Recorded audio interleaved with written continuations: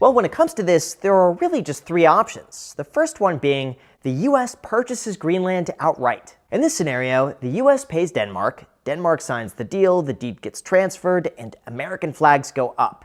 But again, like I said earlier, for this to be legally binding, the people of Greenland would need to agree, which is highly unlikely. And even though nothing is impossible, I would say realistically, this probably isn't going to happen. Now, option two is that the United States gets to control Greenland without owning it. Here's the thing, even though Trump says we have to have it, that doesn't necessarily imply ownership on paper. This could simply just mean he wants military expansion, mineral agreements, Arctic bases, strategic control, or a footprint that makes it US controlled in everything except for the ownership. To me, this is probably the most realistic of happening, especially if it comes with a security agreement or some sort of long-term protection, and I would say this could end up happening at some point in the future. Or we just have option three, nothing happens, and within a few months, everyone's forgotten about it and has moved on. As we've all seen time and time again, a lot of these have just turned into a negotiation tactic where Trump asks such a huge thing up front and then eventually compromises to something that he wanted from the very beginning. To me, all of this is just another line item in what's called the Trump playbook. Huge credit goes out to the Gobesi Letter on Twitter for creating this. I'll link to their entire article down below in the description because it's just too good not to share.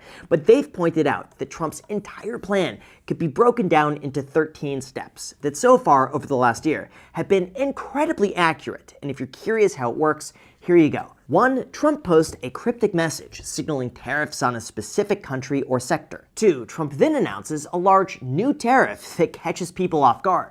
3. Over the weekend, Trump doubles down while the markets are closed. 4. Over that same weekend, other countries respond or double down on their claim. 5. On Sunday night, stock market futures open lower. 6. When the market opens, Trump applies even more pressure, causing stocks to fall even further. 7. After another few days, investors begin to buy the dip and the stock market begins to recover.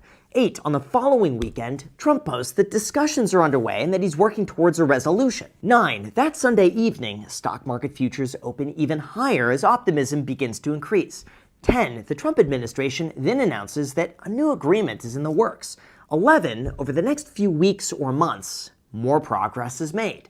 12. A trade deal or resolution is finally announced. And 13. The process is repeated again. Basically, I think this is pretty much what we could expect, although in terms of what this means for you, what you could do about this, and what this means for all of your investments and the US dollar, here's what you need to know.